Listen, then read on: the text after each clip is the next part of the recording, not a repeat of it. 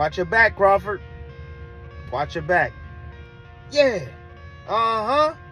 That's what it is. I don't care what anybody say. The cops send a message.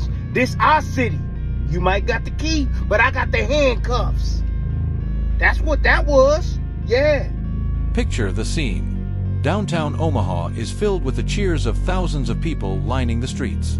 Terence "Bud" Crawford, their hometown hero, is the only reason they are here. He just accomplished the almost impossible feat of becoming the world's undisputed super middleweight champion.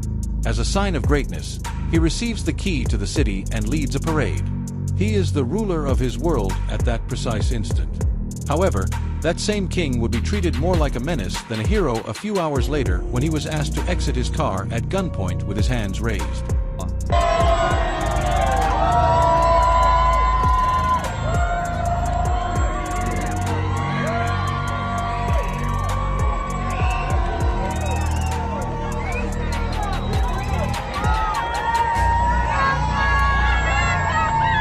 Omahans were celebrating more than simply another win. It was to commemorate a genuinely remarkable accomplishment that cemented Terence Crawford's legacy in the annals of boxing history.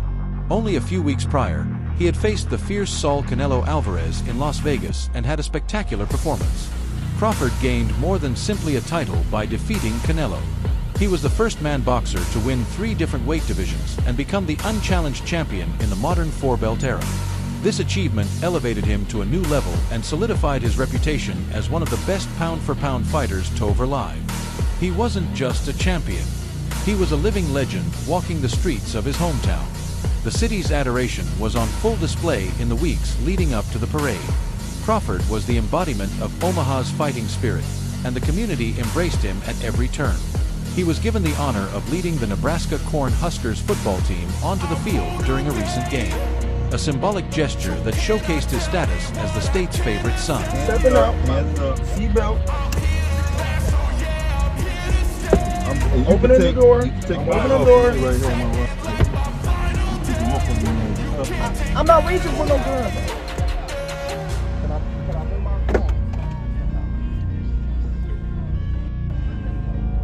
Yeah, that's crazy.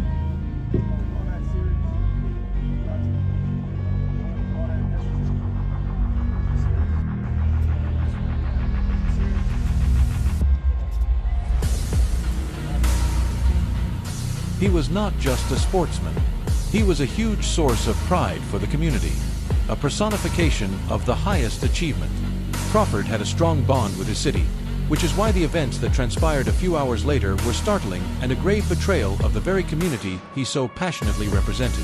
Hours after Omaha celebrated hometown boxing champ Bud Crawford's accomplishments with a parade, he's pulled over by Omaha police, setting off a firestorm on social media. The official police report states that the incident started just before 1:30 in the morning.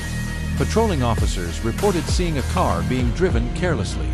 When they got close to the vehicle during a traffic stop, an officer noticed a gun on the driver's side floorboard. In a split second, the situation got worse. The officers pulled out their weapons and told Terence Crawford and the other 4 passengers to get out of the car, citing safety concerns. The world's best pound-for-pound fighter was being treated like a dangerous criminal on the streets where he lives, and the tense scene was captured in video footage that swiftly went viral on social media. After receiving a ticket for careless driving, he was finally fired. It seems like a formal but tense pause on paper. At that point, former world champion Timothy Bradley Jr., another boxing legend, came up with a shocking viewpoint. Today is Bud Crawford's birthday. He turned 38.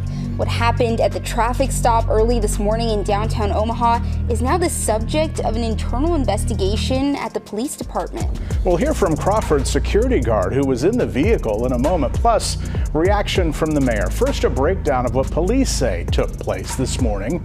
Around 1:30 this morning, Omaha police say they spotted a vehicle driving recklessly near 12th and Capitol. This is near the Steel House where Crawford's after party was being held, which was attended by many, including Mayor Ewing. A traffic stop was conducted on Cass Street, a couple blocks to the north of there. Officers say they ordered everyone out of the vehicle for their safety when they saw a gun on the driver's floorboard. And only after that did they say they identified Bud Crawford by looking at his driver's license. According to the official police report, the The incident began shortly before 1:30 in the morning. Bradley, an analyst renowned for his astute observations, quickly saw through the official story.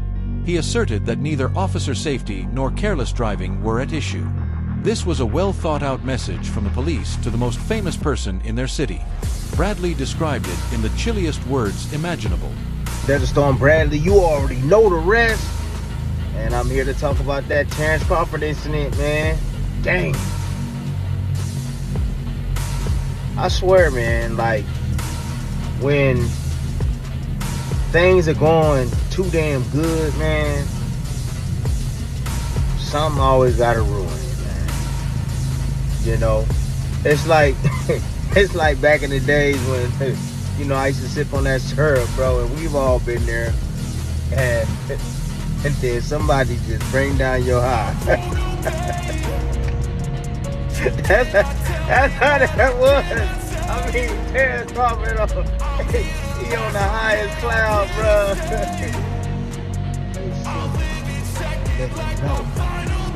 Let him know. With this pullover, this was authorized. Think about that. Authorized to pull him over. That you ain't gonna never be bigger than us. That's what the cops sent a message. He maintained that the entire halt was approved with the express intent of reprimanding Crawford and reminding him of the real authority in Omaha. I don't care what anybody say. The cops sent a message. This our city.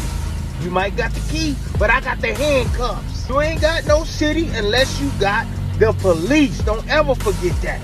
You gotta have the law enforcement on your side, man. They gotta be looking out for you.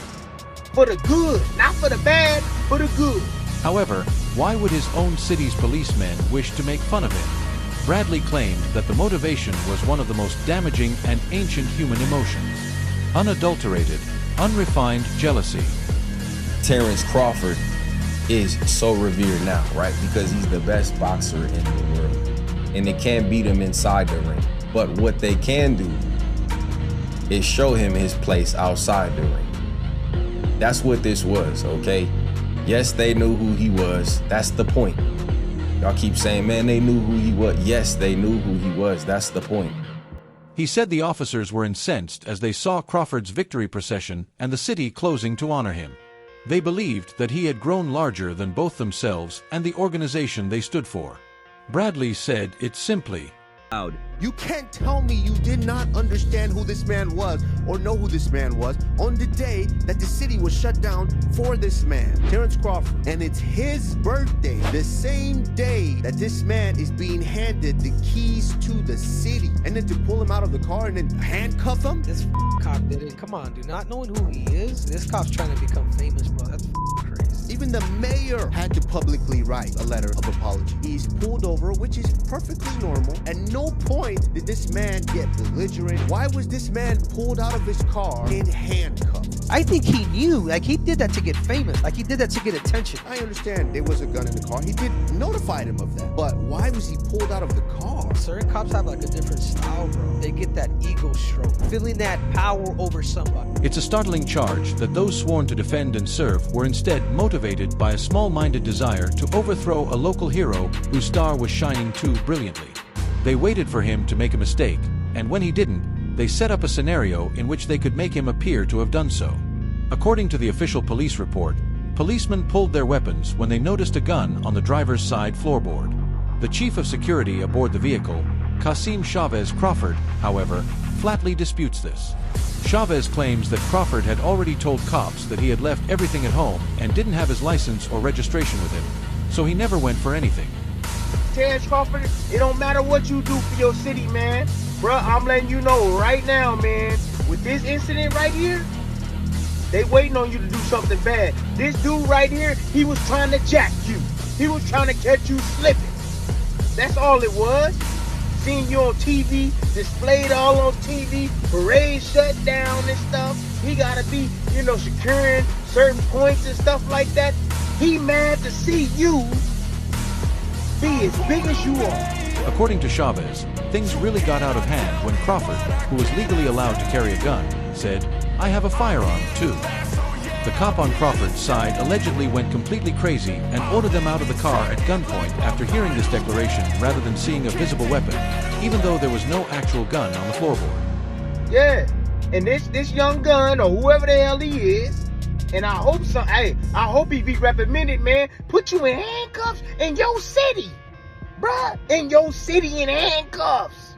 But this is the reality we live in, people.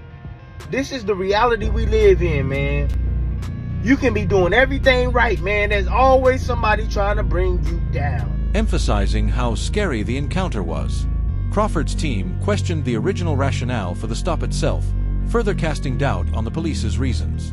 Despite their claims of careless driving, the cops acknowledged that they lacked the radar technology necessary to detect speeding. This statement raises severe concerns regarding the original reason for stopping the car, raising the possibility that the entire interaction was staged.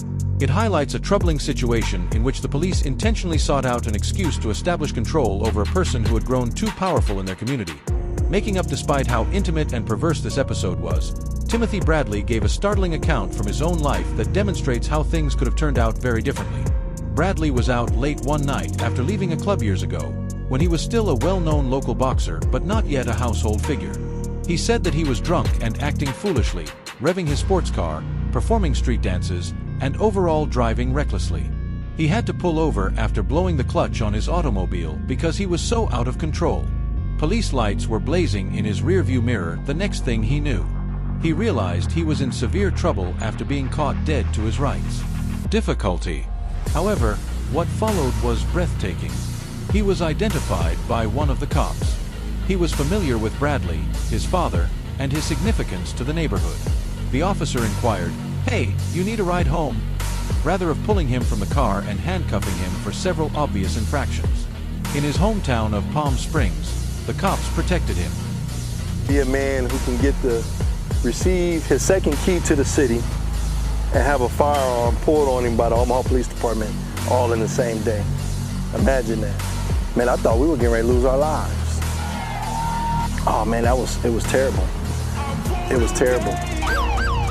They decided to uphold a local hero's reputation rather than destroy it after witnessing him make a careless error. They overlooked him. The truth is shown by this striking contrast. Bradley was shielded despite his admitted intoxication and reckless driving. Crawford was handled like a violent criminal while being charged with reckless driving while carrying a lawful pistol in his vehicle. The distinction shows all about Crawford's arrest's motivation. The officer's discovery of a pistol in Crawford's vehicle serves as the sole basis for the entire defense of the guns-drawn strategy. However, this is where the official narrative totally breaks down. In the role of Timothy, the state of Nebraska is a constitutional carry state, as Bradley passionately noted. Keeping a firearm in your car is completely legal.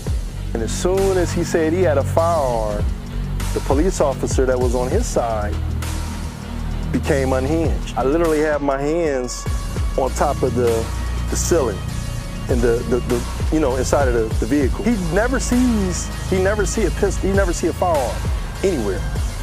They didn't even see the firearm on me because of the way I was positioned in the vehicle. There was no reason to have drawn guns on us. That no matter how prepared you are, no matter how calm you are, if you run into a rogue police officer who wants to escalate, then he's going to escalate. Indeed, Crawford and his security detail were all legally allowed to carry, as the police subsequently verified. This brings up the crucial query that reveals the whole nature of the situation. Are the Omaha police forcing all of the people they stop who have legal firearms to exit their vehicles at gunpoint? Most likely, the answer is no. This was not a routine process. This process was designed especially for Terence Crawford, turning a legitimate right into an excuse for cruel and degrading behavior. It implies that he was singled out for his identity rather than his actions. It was impossible to ignore an event this explosive involving a well-liked person like Terence Crawford. The city's leadership was compelled to react when the video went viral due to public outcry. John Ewing, the mayor of Omaha, said in a statement that he was devastated to hear how Crawford's joyous day had ended. He disclosed that he had had a direct conversation with the boxing champion and that he understood the gravity of the situation, acknowledging that it harmed the public's confidence in law enforcement. I thought in that moment first, I said, you know what, I better tell the truth. I said, hey man, I saw some honeys. let them know, you know, I'm out here wilding out. You know, it's 2 o'clock in the morning. Yeah, I was wilding a little bit out here, man. I blew my clutch. Oh, okay. All right. You know, you need a ride home? Cops say that to me. How you gonna get home? I'm like, thinking to myself, like, really? Damn. He know I'm drunk. He can smell it on my breath. I see him coming up close to me. I'm trying to bag up. I'm roasted. Hey, I was just driving the whip. I'm intoxicated. He can take me in right now. No, he looked out for your boys. Kept my image intact. Yeah. Law enforcement, Palm Springs PD, looked out for your boy. The head of police promptly promised transparency and vowed to conduct a thorough internal affairs probe.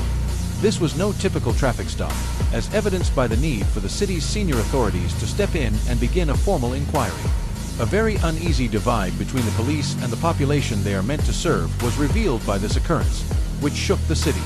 Terence Crawford was left to deal with the treachery while his city was on edge and an official investigation was underway. In order to become legendary, he had defeated every opponent in the ring and advanced through weight classes.